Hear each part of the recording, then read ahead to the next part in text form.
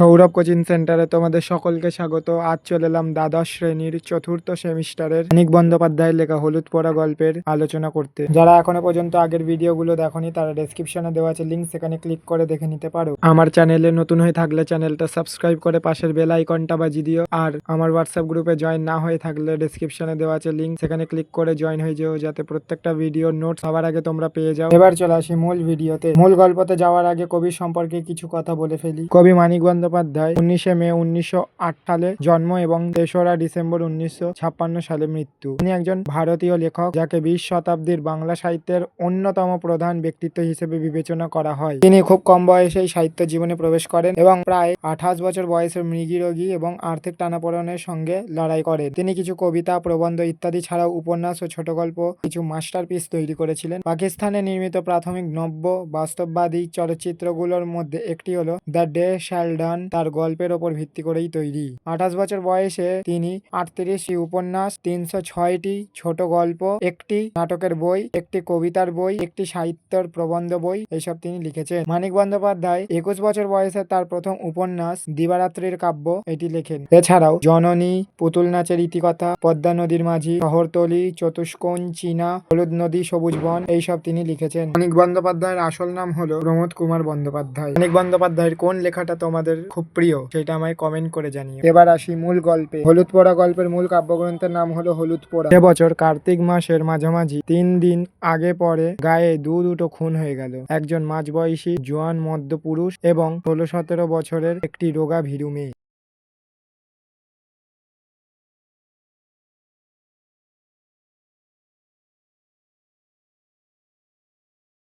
গায়ের দক্ষিণে ঘোষেদের মজা পুকুরের ধারে একটা মরা, স্থানটি ফাঁকা, বন জঙ্গলের কাছাকাছি শুধু কয়েকটা কলা গাছ। ওই গজারির গাছটার নিচে একদিন বলাই চক্রবর্তী মরে পড়ে থাকতে দেখা গেল, খুব সম্ভবত অনেকগুলো লাঠির আঘাতে। এখানে আমরা জানতে পারি গ্রামের দক্ষিণ দিকে ঘোষেদের মজে যাওয়া অর্থাৎ পানায় ভরা পুকুরের কাছে বলাই চক্রবর্তীর মৃতদেহ বা লাশ পাওয়া যায়। আর তার মৃতদেহ দেখেই বোঝা যায় যে তার মাথা পুরো ফেটে আটচির হয়ে গেছে।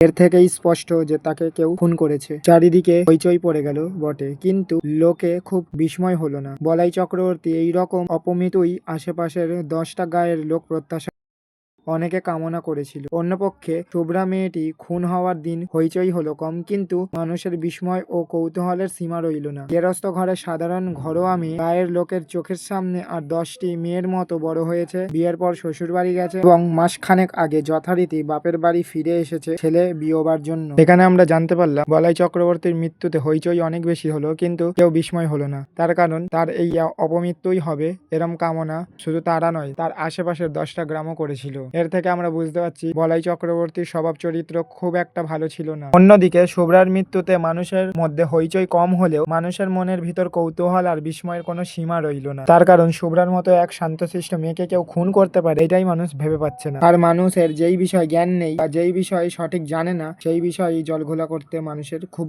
ভালো লাগে, খুব মজা পায়। শুভ্রা ছিল এক শান্তশিষ্ট ভদ্র মেয়ে যে কখনো ঘরের বাইরে বেরোতো না। আর তার খুব কম বয়সে অর্থাৎ নাবালিকার বয়সেই তার বিবাহ হয়ে যায় আর সে শ্বশুর বাড়ি চলে যায়। আর সে কয়েক মাস আগেই তার বাপের বাড়ি ফিরে এসেছিল, কারণ তার পেটে সন্তান রয়েছে, অর্থাৎ সে প্রেগনেন্ট অবস্থায় তাকে কেউ খুন করেছে। বলাই চক্রবর্তী আর শুভ্রা এরা দুজন একই দিনে মারা যায়নি, বা এদের দুজনকে একই দিনে খুন করা হয়নি। আগে বলাই চক্রবর্তী মারা যায়, তার 2-3 দিন পর শুভ্রা মারা যায় বা শুভ্রাকে মেরে ফেলা হয়। আর এই পুরো ঘটনাটাই ঘটেছে কার্তিক মাসের মাঝামাঝি, অর্থাৎ কার্তিক মাস যখন কালী পুজো বা ভাইফোঁটা এই সময় চলছে সেই সময় মারা যায় দুজন। পাশের বাড়ির মেয়েরা পর্যন্ত কোনোদিন কল্পনা করার ছুতো পায়নি যে মেয়েটার জীবনে হাতছাড়া কিছু লুকোনো ছিল। এমন ভয়ঙ্কর পরিণামের নাটকীয় উপাদান সঞ্চিত হয়েছিল। গায়ে সবশেষের সাজের বাতিটি বোধহয় যখন সবে জ্বালা হয়েছে, তখন বাড়ির পিছনে ডোবার ঘাটে শুভ্রার মতো মেয়েকে কে বা কারা যে কেন গলা টিপে মেরে রেখে যাবে, গা শুদ্ধ লোক যেন অপ্রস্তুত হয়ে রইল। বছর দেড়েক মেয়েটা গায়ের লোকের চোখের আড়ালে, সেদিকে কি এই ভয়ঙ্কর অঘটনের ভূমিকা গড়ে উঠেছিল? তারা ভাবতে থাকে যে এই মেয়েটার মনের ভেতর কি খাপছাড়া ছিল, যার ফলে তার শেষ পরিণতি এমন হলো। সে 1.5 বছর আগে নিজের শ্বশুর বাড়ি যায় সব মানুষের চোখের আড়ালে, সেখানেই কি কোনো অঘটন ঘটেছে? এই নিয়ে তারা নানান কথা ভাবতে থাকে। অর্থাৎ বা কি কারণেই তার খুন করা হয়েছে। তাই তারা মনে মনে কল্পনা করতে থাকে নিশ্চয়ই শ্বশুরবাড়ির লোকজনেরা তাকে মেরে ফেলেছে। দুটো খুনের মধ্যে কি কোনো যোগসূত্র আছে? 20-30 বছরের মধ্যে গায়ে কেউ তেমন ভাবে জখম পর্যন্ত হয়নি, যখন হলো পরপর একেবারে খুন হয়ে গেল দুটো। তার একটা পুরুষ। দুটো খুনের মধ্যে একটা সম্পর্ক আবিষ্কার করার জন্য সকলের। কিন্তু বলাই চক্রবর্তী শুভ্রাকে কবে শুধু চোখে দেখা দেখেছিল? একটুখানি বাস্তব সত্যের খাদের অভাবে নানা জনের কল্পনা ও অনুমানগুলো মুচড়ে যায়। কেউ কেউ আবার দুটো খুনের মধ্যে সম্পর্ক স্থাপন করার চেষ্টা করে। তারা ভাবে শুভ্রাকে, কিন্তু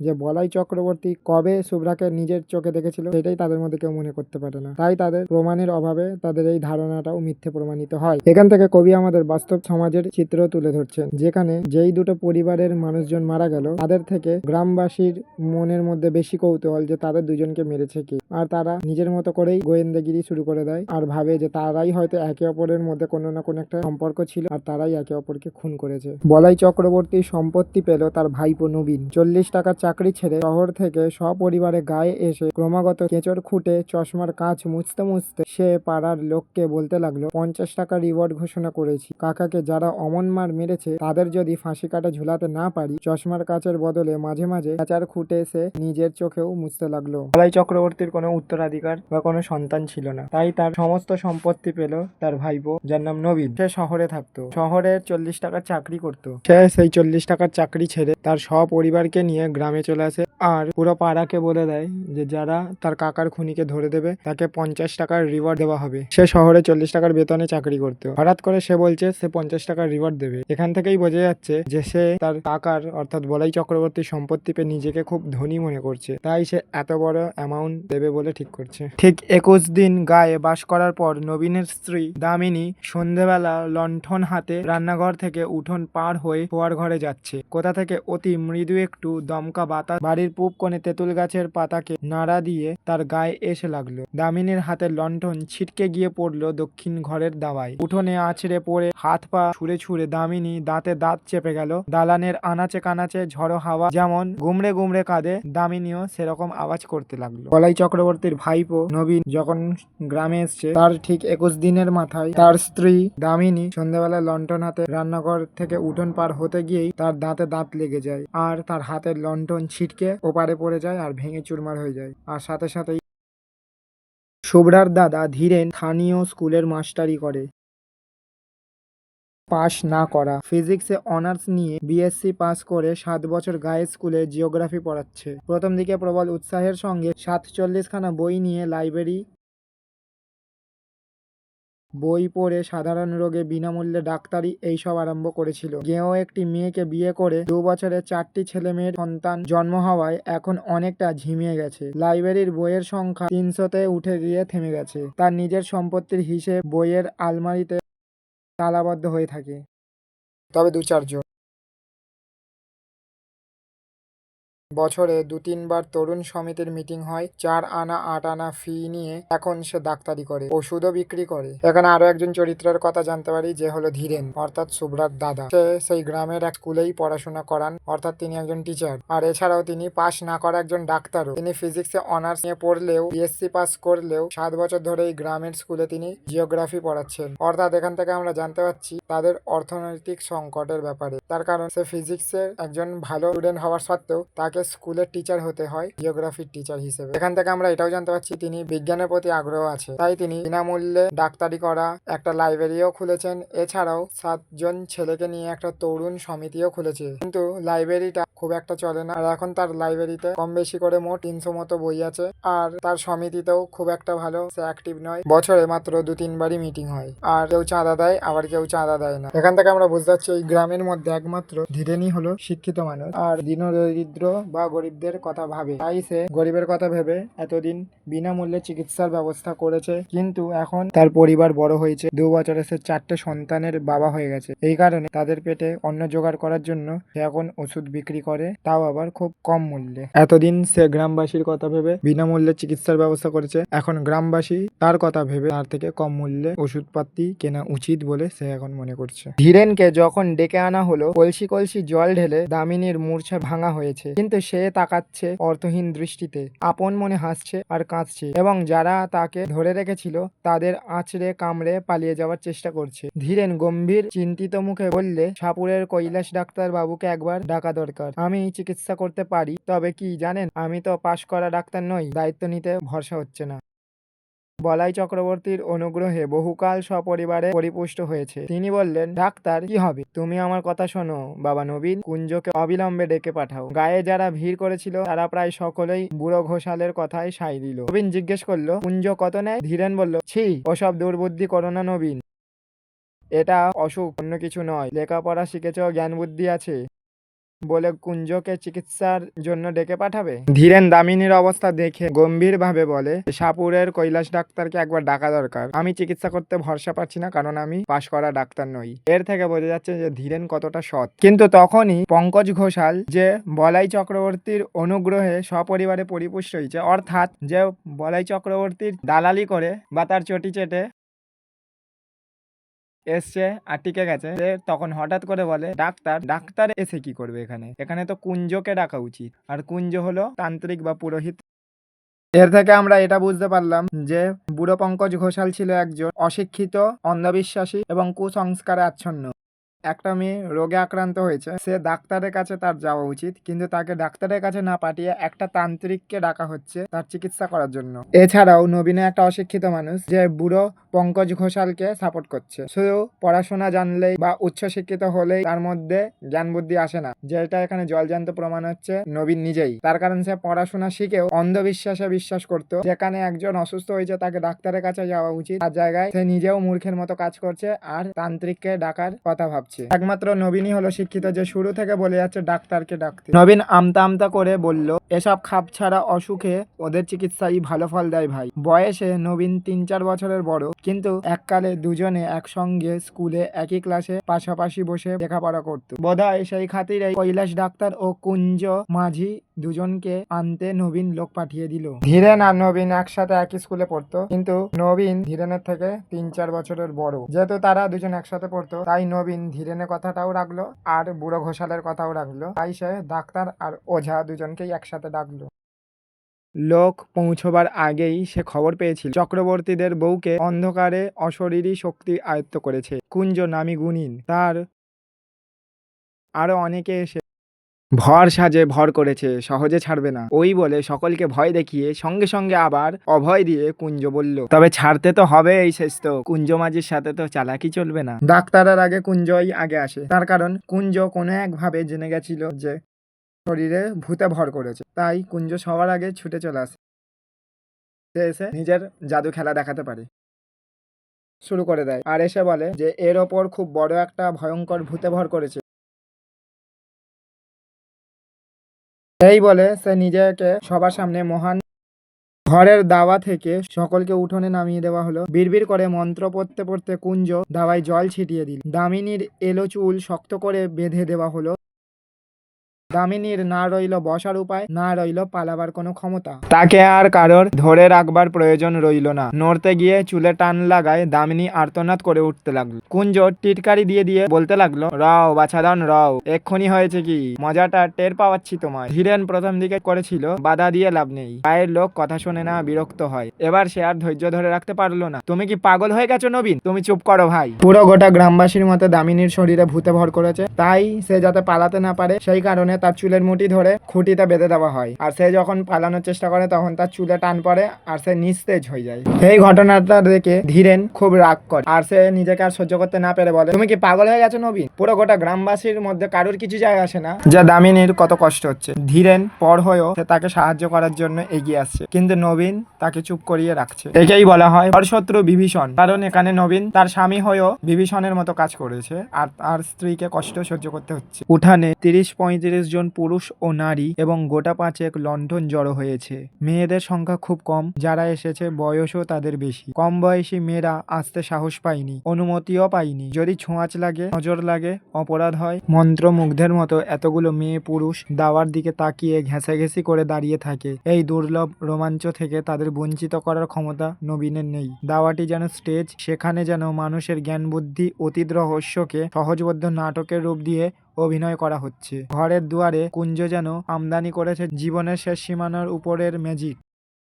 এমন বাস্তব হয়ে উঠেছে দামিনীর মধ্যে অদেহি ভয়ঙ্কর এই ঘনিষ্ঠ আবির্ভাব। ভয় সকলে ভুলে গেছে, শুধু আছে তীব্র উত্তেজনা, পরম উপভোগ্য শিহরণ। এখানে কুঞ্জ দামিনীর সাথে যে ম্যাজিক খেলা দেখাচ্ছে, সেখানে দর্শক ছিল প্রধানত বয়স্ক নারী আর পুরুষ। যেখানে নারী সংখ্যা ছিল কম, তার কারণ কম বয়সী নারীদের,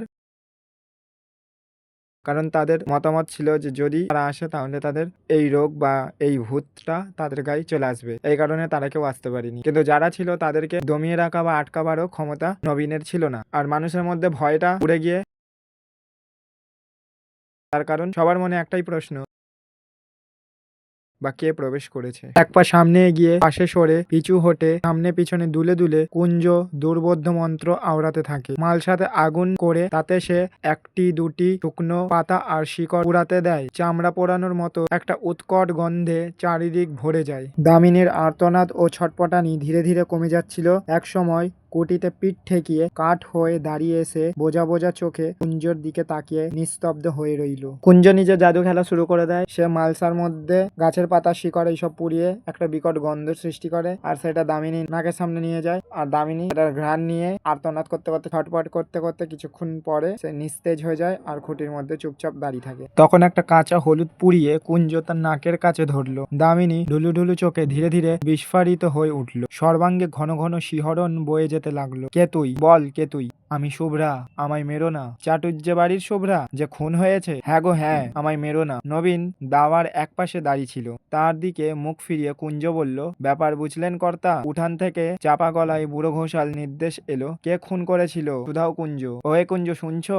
কে শুভ্রাকে খুন করেছিল? শুধিয়ে নাও চট করে। কুঞ্জকে কিছু জিজ্ঞেস করতে হলো না। দামিনী নিজে থেকেই ফিসফিস করে জানিয়ে দিল, বলাই খুড়ো আমায় খুন করেছে। কুঞ্জ যখন দামিনীর নাকের কাছে হলুদ পোড়া এনে তাকে বলে যে কে তুই বল, তখন দামিনী আর সবকিছু সহ্য করতে না পেরে বলেই ফেলে যে আমি হলাম শুভ্রা, আমাকে মেরো না। এটা বলার পেছনে তার আসল কারণ হচ্ছে তার উপর এতক্ষণ যে শারীরিক অত্যাচার করা হচ্ছে, সেইটা থেকে বাঁচার জন্য আর গ্রামবাসীদের মনে বিশ্বাস আনার জন্য সেই কথাটা বলে যে আমি শুভ্রা। এই কথার ফলে তাকে আর কেউ মারবে না, এটা তার ধারণা। এই কারণে সেই কথাটা বলে। এটা শোনা মাত্রই কুঞ্জ নবীনকে কিছু বলতে যাওয়ার আগেই বুড়ো ঘোষাল বলে ফেলে যে কে ওকে খুন করেছে, তাড়াতাড়ি ওর মুখ থেকে সেটা জেনে নাও। এর থেকে আমরা বুঝতে পারছি যে বুড়ো ঘোষাল, কুঞ্জ, এরা দুজন কিছু একটা লোকাবার চেষ্টা করছে। নানাভাবে ঘুরিয়ে ফিরিয়ে অনেকবার তাকে প্রশ্ন করা হলো, কিন্তু দামিনীর মুখ দিয়ে এছাড়া আর কোনো জবাব বার হলো না যে সে শুভ্রা এবং বলাই তাকে খুন করেছে। তারপর একসময় তার মুখ বন্ধ হয়ে গেল। নাকে হলুদ পোড়া ধরেও আর কোনো কথা বলানো গেল না। এখানে আর কোনো কথা বলানো গেল না, এটা খুব গুরুত্বপূর্ণ একটা লাইন। কুঞ্জ অন্য একটি প্রতিক্রিয়ার আয়োজন করছিল, কিন্তু কৈলাস ডাক্তার এসে পড়ায় আর ও সুযোগ পেল না। কৈলাসের চেহারা, প্রকাণ্ড শরীর, একমাথা কাঁচা পাকা চুল, মোটা ভুরু, খোঁচা খোঁচা গোফদারি, এসে দাঁড়িয়ে ষাঁড়ের মতো গর্জন করতে করতে সে সকলকে গালাগালি দিতে আরম্ভ করলো। কুঞ্জর আগুনের মালসা তার দিকেই লাথি মেরে ছুড়ে দিয়ে বলল, দাঁড়া হারামজাদা, তোকে ফাঁসির কাটে ঝোলাচ্ছি। ওষুধ দিয়ে বৌমাকে আজ মেরে ফেলে থানায় তোর নামে রিপোর্ট দেব, তুই খুন করেছিস। কৈলাস খুঁটিতে বাঁধা চুল খুলে দামিনীকে ঘরে নিয়ে গিয়ে আমলের প্রকাণ্ড খাটের বিছানায় শুয়ে দিল। প্যাট করে তার বাহুতে উঁচু ফুটিয়ে ঢুকিয়ে দিল ঘুমের ওষুধ। দামিনী কাতর ভাবে বলল, আমাকে মেরো না, আমি শুভ্রা। কয়েক মিনিটের মধ্যেই সে ঘুমিয়ে পড়ল। দামিনীর মুখ দিয়ে শুভ্রা বলাই চক্রবর্তীর নাম করায় অনেক বিশ্বাসীর মনে যে ধাঁধার সৃষ্টি হয়েছিল, বুড়ো ঘোষালের ব্যাখ্যা শুনে সেটা কেটে গেল।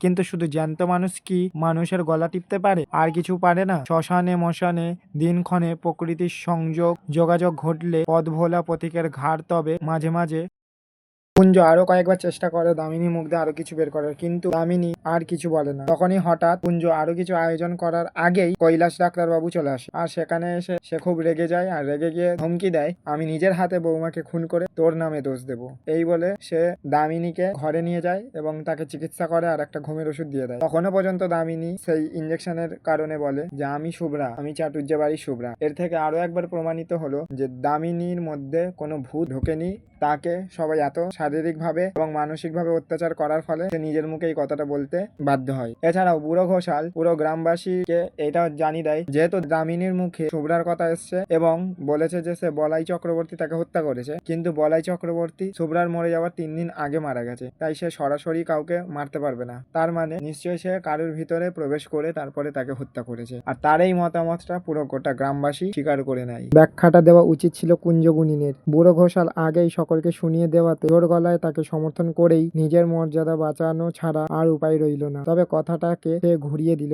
একটু অন্যভাবে, যার ফলে অবিশ্বাসীর মনে পর্যন্ত খটকা বাঁধা সম্ভব হয়ে উঠল। বলাই চক্রবর্তী শুভ্রাকে খুন করেছে বটে, কিন্তু সোজাসুজি নিজে নয়, কারণ মরার 1 বছরের মধ্যে সেটা কেউ পারে না। ওই সময়ের মধ্যে শ্রাদ্ধ শান্তি না হলে মানুষের ক্ষতি করার ক্ষমতা জন্মায়। বলাই চক্রবর্তী একজনকে ভর করে শুভ্রাকে খুন করেছে তার রক্ত মাংসের হাত দিয়ে। না, যাকে সে ভর করেছিল তার কিছু মনে নেই, মনে কি থাকে? দামিনীর ভেতরে ভূত ঢুকেছে, তার সম্পর্কে কুঞ্জকে কথা বলা উচিত, কিন্তু সেইটা না করে বুড়ো ঘোষাল আগে থেকে অনেক কিছু বলে ফেলে।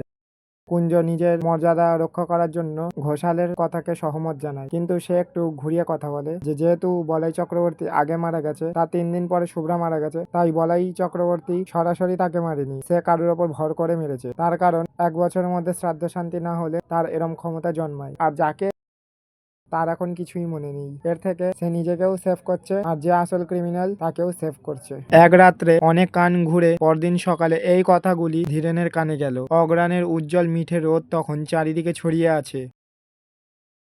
আগাছা জঙ্গলে যেন পার্থিব জীবনে ছড়াছড়ি। বাড়ির পিছনের ডোবাটি কচুরিপানায় আচ্ছন্ন। গাঢ় সবুজ অসংখ্য রসালো পাতা, বর্ণনাতীত কোমল রঙের অনুরূপ ফুল। তালগাছের গুড়ির ঘাটটি কার্তিক মাসেও প্রায় জলে ডুবেছিল, এখন জল কমে অর্ধেকের বেশি ভেসে উঠেছে। টুকরো বসিয়ে ধাপগুলো এবার ধীরেন বিশেষ করে শুভ্রার জন্য বানিয়ে দিয়েছিল। 7 মাসের গর্ভ নিয়ে ঘাটে উঠতে নামতে সে যাতে পা পিছলে আছাড় না খায়। পাড়ার মানুষ বাড়ি বয়ে গায়ে গুজব শুনিয়ে গেল।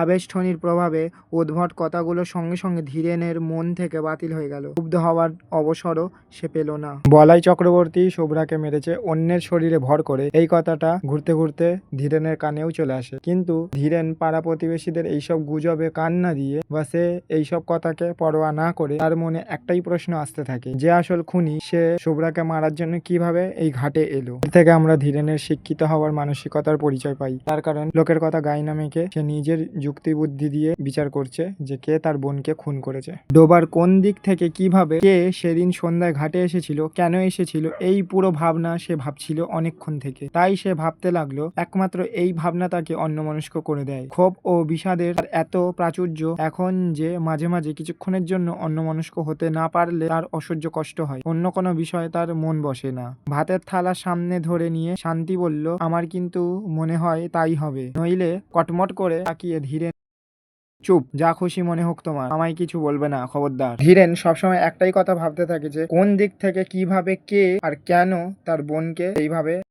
সে খেতে খেতেও একটাই কথা ভাবে। তখনই শান্তি অর্থাৎ ধীরেনের স্ত্রী, যে অন্ধবিশ্বাসী ছিল, যে হয়তো পাড়ার লোক ঠিকই বলছে, হয়তো বলাই চক্রবর্তী কারোর ওপর ভর করে তাকে হত্যা করেছে, এই কথাটা শুনেই ধীরেন তাকে ধমক দিয়ে চুপ করিয়ে দেয়।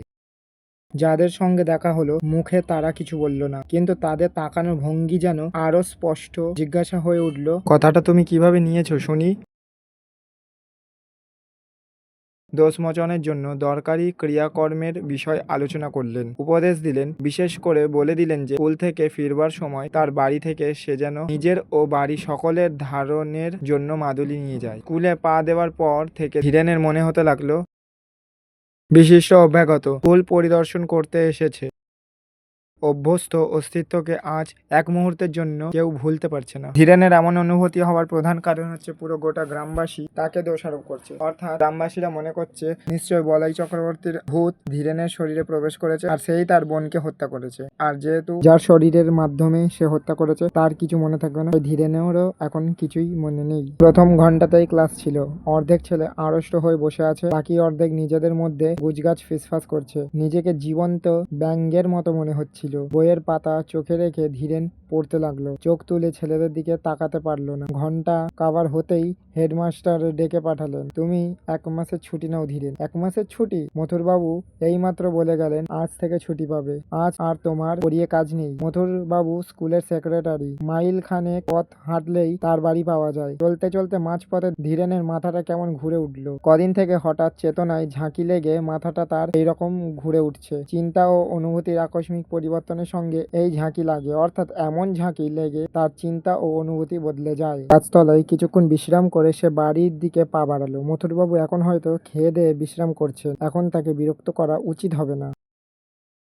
1 মাসের ছুটি দেওয়া হয়েছে। 1 মাসের মধ্যে মথুরবাবুর সঙ্গে দেখা করার অনেক সময় সে পাবে। আজ গিয়ে হাতে পায়ে না ধরাই ভালো। মথুরবাবু যদি দয়া হয়, যদি তিনি বুঝতে পারেন যে খুন হয়েছে বলে দামিনীর ঘোষণার ফলে তার বোনের কাল্পনিক কেলেঙ্কারি নিয়ে চারিদিকে হইচই হচ্ছে বলে, তাহলে মুশকিল হতে পারে। ছুটি বাতিল করে কাল থেকে কাজে যাওয়ার অনুমতি হয়তো তিনি দিয়ে বসবেন। ধীরেন যখন স্কুলে ঢোকে তখন প্রথম ক্লাসটাই তার ছিল। তাই সে ক্লাসে প্রবেশ করে বইয়ের দিকে এক দৃষ্টিতে তাকিয়ে বই পড়াতে শুরু করে দেয়। সে কোনো ছাত্রর চোখের দিকেও তাকাতে লজ্জাবোধ করে বা অপরাধ বোধ করে, কারণ তার মনে হয় যে এই বাচ্চারাও হয়তো তাকে দোষী মনে করছে তার বোনের খুনের বিরুদ্ধে। হঠাৎ তাকে হেডমাস্টার ডাকে আর 1 মাসের ছুটি দিয়ে দেয়। আর জানানো হয় যে মথুরবাবু অর্থাৎ স্কুলের যে সেক্রেটারি সেই তাকে 1 মাসের ছুটি দেওয়ার ঘোষণা করেছে। এটা জেনে সে স্কুল থেকে বেরিয়ে যায়। আর রাস্তা দিয়ে হাঁটতে হাঁটতে সে ভাবে যে একবার মথুরবাবুর কাছে যাওয়া উচিত। হয়তো উনি আমাকে ভুল বুঝছে, কারণ আমি আমার বোনের খুনের বিরুদ্ধে আমি নিজেই দোষী হচ্ছি। সবাই ভাবছে আমি হয়তো আমার বোনকে মেরেছি। এই কারণে সে ভাবে যে মথুরবাবুর বাড়ি যাবে। কিন্তু সে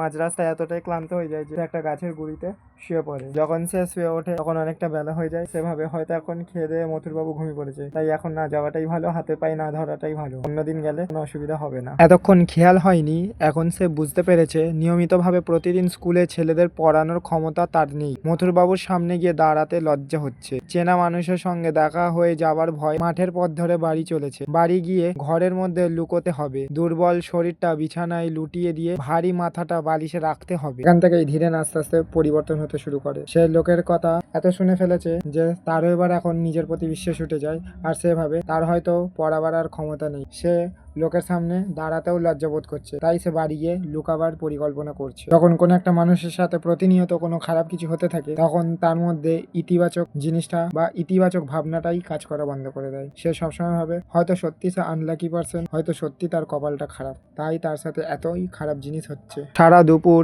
ঘরের মধ্যে শুয়ে বসে ছটপট করে কাটিয়ে শেষ বেলায় ধীরেন উঠোনে বেরিয়ে এলো। মাজা বাসন হাতে নিয়ে শান্তি হাট থেকে উঠে আসছিল। ডোবার ধারে প্রকাণ্ড বাঁশ ঝাড়টার ছায়া মানুষের মতো কি যেন একটা নাড়াচাড়া করছে। ধীরেন আর্তনাদ করে উঠল, কে ওখানে, কে? শান্তির হাতে বাসন ঝনঝন শব্দে পড়ে গেল। উটিপড়ি করে কাছে ছুটে এসে ভয়ার্ত কণ্ঠে সে জিজ্ঞাসা করলো, কোথায় কে, কোনখানে? বাঁশঝাড় থেকে চেনা গলার আওয়াজ এলো, আমি মাস্টার বাবু, বাঁশ কাটছি। কে তোকে বাঁশ কাটতে বলেছে? শান্তি বলল, আমি বলেছি। খেন্তি পিসি বলল, তখন একটা বাঁশ কেটে আগামাথা একটু পুড়িয়ে ঘাটের পথে তাড়াতাড়ি ফেলে রাখতে, ভোরে উঠে সরিয়ে দেবো, সন্ধ্যের আগে পেতে রাখবো। তুমি যেন আবার ভুল করে বাঁশটা ডিঙিয়ে যেও না। সন্ধ্যার আগেই শান্তি আজকাল রাধাবাড়া আর ঘরকন্যার সব কাজ শেষ করে রাখে। অন্ধকার ঘনিয়ে আসার পর ধীরেনকে সঙ্গে না নিয়ে বড় ঘর চৌকাট পার হয় না। ছেলে মেয়েদেরও ঘরের মধ্যে আটকে রাখে। সন্ধ্যা থেকে ঘরবন্দি হয়ে ধীরেন আকাশ পাতাল ভাবে আর মাঝে মাঝে সতেজ হয়ে ছেলে মেয়েদের আলাপ শোনে। ধীরেন সারাটা দিনের বেলা শুয়েই থাকে, ঘরের মধ্যে বন্দি অবস্থায় থাকে। তার কারণ সে ভাবে যে কেউ যদি তাকে দেখে নেয় তাহলে সবাই তাকে অপরাধী মনে করবে। আর যখন রাত হয় বা আধার নেমে আসে তখন সে একটু বাইরে যায়, কারণ একভাবে তার ঘরে থাকতে ভালোও লাগছে না, আবার সে সমাজের ভয় বের হতেও পারছে না। শান্তি এসে জানায় যে খেন্তি পিসি বলেছে একটা বাসে দুদিকটা একটু পুড়িয়ে পুকুর ধারের ঘাটের কাছে রেখে দিতে হবে, আর যেন কেউ সেটা না ডেঙায়, আর ভোরবেলায় সেটাকে আবার উড়িয়ে দেওয়া হবে। ধীরেন বাদে তার আশেপাশের প্রত্যেকটা মানুষ ছিল কুসংস্কারে আচ্ছন্ন। একমাত্র ধীরেন ছিল যে বিজ্ঞান মনস্ক, কিন্তু তার চারপাশে এত কুসংস্কার আচ্ছন্ন কথাবার্তা বলা হচ্ছে যে সে নিজেকে আর ধরে রাখতে পারছে না। সেও উল্টো পাল্টা ভাবতে থাকছে আর সেও নিজের জ্ঞান বুদ্ধি হারিয়ে ফেলছে। ছোট পিসি ভূত হয়েছে। ভূত নয়, পেতনি। বেটা ছেলে ভূত হয়। ঘরের মধ্যেও কারণে অকারণে শান্তি ভয় পেয়ে আঁতকে ওঠে। কাল প্রথম রাত্রে একটা পেঁচার ডাক শুনে ধীরেনকে আঁকড়ে ধরে গোঙাতে গোঙাতে বমি করে ফেলেছিল। বড় ঘরে দাওয়ায় পূব প্রান্তে বসে তামাক টানতে টানতে দিনের বেলা স্নান হয়ে এলো।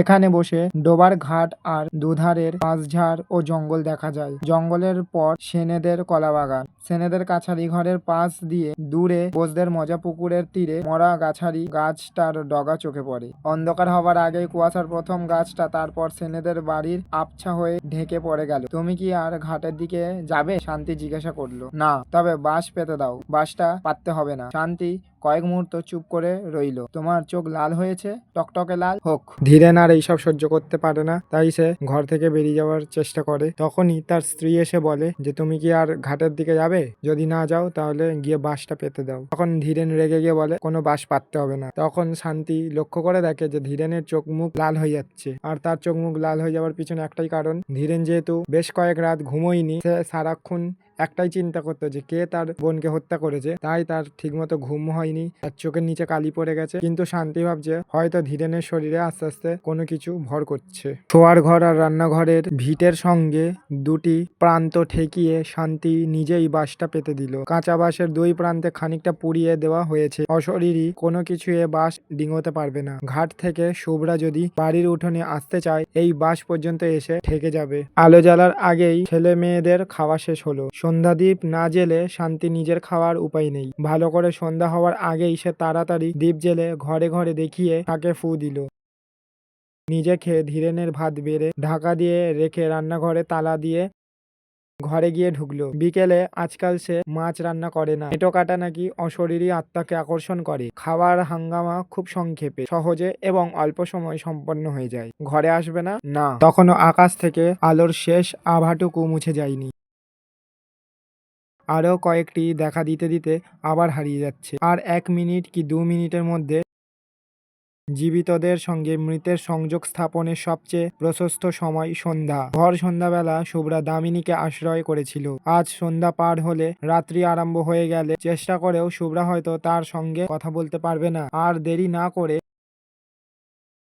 শান্তি দ্রুত তার ছেলে মেয়েদের খাইয়ে সন্ধ্যের দ্বীপ জেলে তারপরে তার স্বামীর খাবার বেড়ে সে নিজে খেয়ে তাড়াহুড়ো করে বাসের আগাগোড়া দুটো পুড়িয়ে ঘাটে রেখে আসার জন্য তৈরি হচ্ছিল। ঠিক তখনই সে বাইরে ধীরেনকে দেখতে পায়। সে ধীরেনকে জিজ্ঞেস করে তুমি ঘরে আসবে না? তখন ধীরেন না বলে বাইরে বেরিয়ে যায়। ধীরেনের না বলার প্রধান কারণ হচ্ছে ধীরেন মনে মনে ভাবতে থাকে শুভ্রা যেহেতু ধীরেনের বোন, তাই ধীরেনের দাদা হিসেবে উচিত শুভ্রার আসল অপরাধীকে ধরে বের করার। আর শুভ্রা যেহেতু এখন আত্মা হয়ে চারিদিকে ঘোরাঘুরি করছে, তাই সে চাইলেও দামিনীর শরীরে প্রবেশ করতে পারবে না। তাই একমাত্র পথ, সে যদি ধীরেনের শরীরে প্রবেশ করে তাহলে সে জানতে পারবে আসল অপরাধীর ব্যাপারে। এই কারণে সে বাইরে ঘোরাঘুরি করে। চোরের মতো ভিটে থেকে নেমে বাস ডিঙিয়ে ধীরেন পা টিপে টিপে ডোবার মাঠের দিকে এগিয়ে গেল। যেই ধীরেন এতদিন ভাবতো ভূত বলে বা আত্মা বলে কোনো কিছু হয় না, সেই এখন গ্রামের লোকেদের কথা শুনে ভাবছে যে হয়তো ভূত বলে কিছু হয় আর তার বোন সত্যি হয়তো ভূত হয়ে গেছে। এর জন্য সে কোনো কিছু না ভেবে সে সোজা চলে যায় ডোবার কাছে, যেখানে তার বোনের মৃতদেহ পাওয়া গেছে। অদ্ভুত বিকৃত গলার ডাক শুনে শান্তি লণ্ঠন হাতে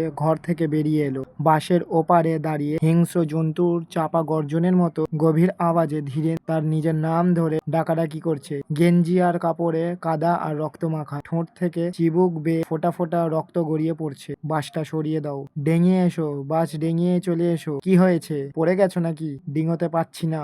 বাঁশ সরিয়ে দাও। বাঁশ ডিঙোতে পারছো না? মাটিতে শোয়ানো বাঁশ। শান্তির আর একটুও সন্দেহ রইল না। আকাশ চেরা তীক্ষ্ণ গলায় সে আর্তনাদের পর আর্তনাদ শুরু করে দিল। তারপর প্রতিবেশী এলো, গায়ের লোক এলো, কুঞ্জও এলো। 3-4 জল ঢেলে ধীরেনকে স্নান করিয়ে দেওয়ায় খুঁটির সঙ্গে তাকে বেঁধে ফেলা হয়। মন্ত্র পড়ে জল ছিটিয়ে মালসায় আগুন পাতা ও শিকড় পরিয়ে ঘণ্টাখানেক চেষ্টায় ধীরেনকে, তারপর মালসার আগুনে কাঁচা হলুদ পুড়িয়ে ধীরেনের নাকের কাছে ধরে বর্জ্য কণ্ঠে সে জিজ্ঞাসা করল। ধীরেন বলল, আমি বলাই চক্রবর্তী, শুভ্রাকে আমিই খুন করেছি। এখানেই গল্প শেষ হয়ে যায়। এবার তোমাদের সকলের মনে একটাই প্রশ্ন আসবে, ধীরেন হঠাৎ করে কেন বলে যে সে নিজেই হলো বলাই চক্রবর্তী, আর কেনই বা তার শরীর থেকে রক্ত ঝরছিল? প্রথমে বলি তার শরীর থেকে কেন রক্ত ঝরছিল। যখন সে রাগের বশে তার বোনের অপরাধীকে খুঁজতে ঘাটের দিকে যায়, পা ফিসলে ঘাটের কাছে পড়ে যায়, তাই তার নাক মুখ ফেটে যায় আর চারিদিকে কাদা লেগে যায়। এই কারণে আমরা তার হাতে আর সব জায়গায় রক্ত দেখতে পারি, এছাড়াও কাদাও দেখতে পারি। দ্বিতীয় প্রশ্ন হলো, ধীরেন কেন নিজেকে বলাই চক্রবর্তী বলে দাবি করছে? তার প্রধান কারণ হচ্ছে, ধীরেন যেহেতু জানে না যে শুভ্রাকে কে হত্যা করেছে, আর পুরো গ্রামবাসী যেহেতু তার দাদা অর্থাৎ ধীরেনকেই বদনাম করছে যে সেই হয়তো তার বোনকে খুন করেছে, তাও আবার বলাই চক্রবর্তী তার শরীরে প্রবেশ করে। এই কারণে সে তার বোনের অপরাধীকে ধরতে না পেরে আর সবার সামনে হেরে গিয়ে বাধ্য হয়েছে এই কথাটা বলে যে আমি হলাম বলাই চক্রবর্তী, আমি শুভ্রাকে খুন করেছি। শেষ প্রশ্ন হলো, তাহলে এই গল্পে আসল খুনি বা আসল অপরাধী কারা? এখানে কবি সঠিকভাবে বলেননি যে কে আসল অপরাধী, কিন্তু আমরা একটা ধারণা লাগাতে পারি এখানে আসল অপরাধী আমার মতে হলো পঙ্কজ ঘোষাল আর নবীন। তার কারণ দামিনী যখন শারীরিকভাবে অসুস্থ হয়ে যায় তখন পঙ্কজ ঘোষাল আর নবীন সবার আগে বলে যে কুঞ্জকে ডাকতে, কোনো ডাক্তারকে না। তার কারণ যদি ডাক্তার আসে তাহলে তার চিকিৎসা করে নেবে, আর শুভ্রাকে কে হত্যা করেছে সেই বিষয়ে জানা যাবে না। যেহেতু কুঞ্জ এসছে তাই সে নিজের মতো একটা কাহিনী বানিয়ে দিয়েছে যে দামিনীর শরীরে ভূতে প্রবেশ করেছে, আর সেই ভূতটা অন্য কেউ নয়, শুভ্রা নিজেই। আর দামিনীর মুখ থেকে সে স্বীকার করিয়েছে শুভ্রাকে বলাই চক্রবর্তী মেরেছে। আমার মতে এখানে দামিনীও অপরাধী। তার কারণ গ্রামের এতগুলো মানুষ থাকতে একমাত্র দামিনীর শরীরেই কেন ভূতে প্রবেশ করে বা দামিনী কেন এত ভয় পেয়ে যায়, অসুস্থ হয়ে যায়, তার পিছনেও কোনো না কোনো একটা কারণ থাকতে পারে। হয়তো সে এই অপরাধকে ঢাকার চেষ্টা করেছে, আর যে অপরাধ করে আর যে অপরাধ লোকায় তারা দুজনেই অপরাধী হয়। গল্পের শেষে আমরা দেখতে পারি ধীরেন নিজের মুখে স্বীকার করে আমি বলাই চক্রবর্তী, শুভ্রাকে আমি খুন করেছি। এর থেকে বুঝতে পারছি সমাজের অশিক্ষিতর অন্ধকারে একটা শিক্ষিত মানুষও নিজেকে প্রকাশ করতে পারে না, তার যতই বুদ্ধি থাকুক না কেন। সমাজের অশিক্ষিত মানুষের কারণে তারও শিক্ষা অন্ধকারে ডুবে যায়। এই গল্পের প্রধান চরিত্র হলো কুঞ্জ নিজে। তার কারণ এই গল্পে যদি কুঞ্জর প্রবেশ না ঘটতো তাহলে এই গল্পটা এগোতোই না। তাই এই গল্পের প্রধান চরিত্র হচ্ছে কুঞ্জ, যে এই গল্পটাকে এগিয়ে নিয়ে যেতে সাহায্য করেছে। এই গল্পের আসল অপরাধী হলো পঙ্কজ ঘোষাল, নবীন আর দামিনী। তারা নিজের অপরাধ ঢাকার জন্য কুঞ্জকে সৃষ্টি করে, আর কুঞ্জ সবার সামনে এসে এটা প্রমাণ করার চেষ্টা করে শুভ্রাকে হত্যা করেছে বলাই চক্রবর্তী, যে কিনা শুভ্রার মৃত্যু 3 দিন আগেই মারা গেছে, সে শুভ্রাকে হত্যা করেছে। এই তিনজনকে বাদে যদি তোমাদের আর কারোর কথা মনে পড়ে যে এরা হয়তো অপরাধী হতে পারে, তো সেটা আমায় কমেন্ট করে জানিও, কারণ এখানে আমি আমার মতামত দিলাম যে এরাই তিনজন হয়তো সাসপেক্ট হতে পারে, কারণ এদের ফুল মোটিভ আছে শুভ্রাকে হত্যা করার। তাই তোমরা তোমাদের মতামত জানিও, এই গল্পটা কেমন লাগলো সেটাও আমায় জানিও। এটা কোনো ভূতের গল্প নয়, কারণ মানিক বন্দ্যোপাধ্যায় কোনো অশিক্ষিত মানুষ ছিলেন না, তিনি একজন শিক্ষিত সমাজে শিক্ষিত মানুষ ছিলেন, যে কখনো ভূতকে বা যে কোনো অন্ধবিশ্বাসকে স্বীকার করতেন না বা প্রশ্রয়ও দিতেন না। তাই এটা কোনো ভূতের গল্প নয়, কিন্তু গল্পটাকে এমন ভাবে সাজানো হয়েছে যে মানুষের বা পাঠকের মনে প্রথমেই এটা মনে হবে যে এটা হয়তো কোনো ভূতেরই গল্প।